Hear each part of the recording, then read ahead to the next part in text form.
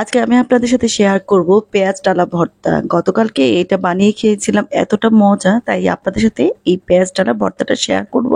খুব বেশি কিছু লাগে না, পেঁয়াজ, মরিচ আর একটু রসুন হলে হয়ে যায় এই ভর্তাটা। এটা এতটা সুস্বাদু, গরম ভাতের সাথে আসলে ভীষণ ভালো লাগে। চলুন দেখি নিয়ে এটা কিভাবে তৈরি করছি।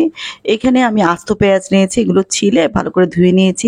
চাইলে সিল্কা সহ করতে পারেন, তবে একটু ময়লা লেগে যাওয়ার ভয় আছে, এই জন্য আমি ছিলে তারপর করেছি। তারপর 1 টেবিল চামচ সরিষার তেলের মধ্যে এই আস্ত পেঁয়াজগুলো একটু ভেজে নেব। তবে এখানে একটু সময় নিয়ে ভাজতে হবে, কারণ পেঁয়াজটা সিদ্ধ হওয়ার ব্যাপার আছে। তো এই পেঁয়াজগুলো এখানে দিলাম, সাথে এই রসুনগুলো এখানে দিয়ে দিলাম। এখানে বেশি না, এখানে প্রায় 10-12টির মতো পেঁয়াজ আছে, আর দিলাম 4-5টি রসুনের কোয়া। একটু আমি ঢাকনা দিয়ে লাগিয়ে রেখেছিলাম। যখন এরকম পোড়া পোড়া হবে তখন বুঝবো যে এটা আসলে হয়ে গিয়েছে।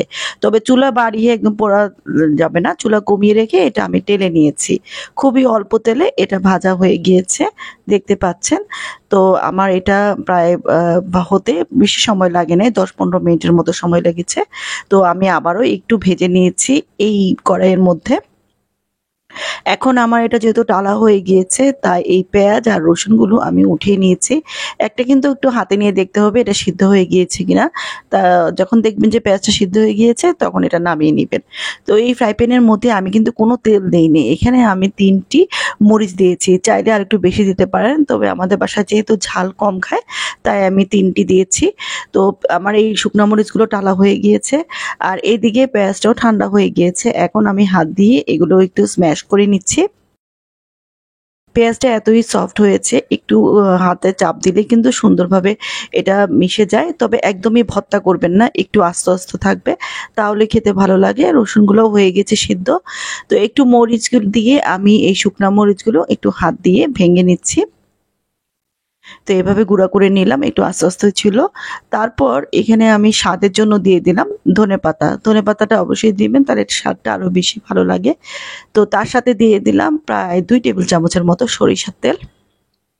এখন ভালো করে মেখে নিচ্ছি, আর লবণটা একটু চেক করে নেবেন, বেশি যেন লবণ না হয়। তো আমি এখন আবারও একটু হাত দিয়ে স্ম্যাশ করে নিচ্ছি। খুব সহজে কিন্তু হয়ে যায়, আর এটা এত ভালো লাগে, মানে পেঁয়াজ দিয়ে এত মজার একটা ভর্তা হয় না, বানিয়ে খেলে এটা বোঝা যায় না এটা স্বাদ এতটা ভালো লাগে। আমাদের বাসায় কিন্তু এটা খুব পছন্দ করে খেয়েছে, এটা ছোট বড় সবাই খেতে পারবে। তবে ঝাল বেশি লাগলে আর একটু বেশি দিতে পারেন। আশা করি আজকের ভর্তার রেসিপিটি খুবই ভালো লেগেছে। অল্প কিছু উপকরণ দিয়ে তৈরি হয়েছে। ভালো লাগলে একটা লাইক দিবেন, কমেন্ট করবেন। সবাই ভালো থাকবেন। আল্লাহ হাফেজ।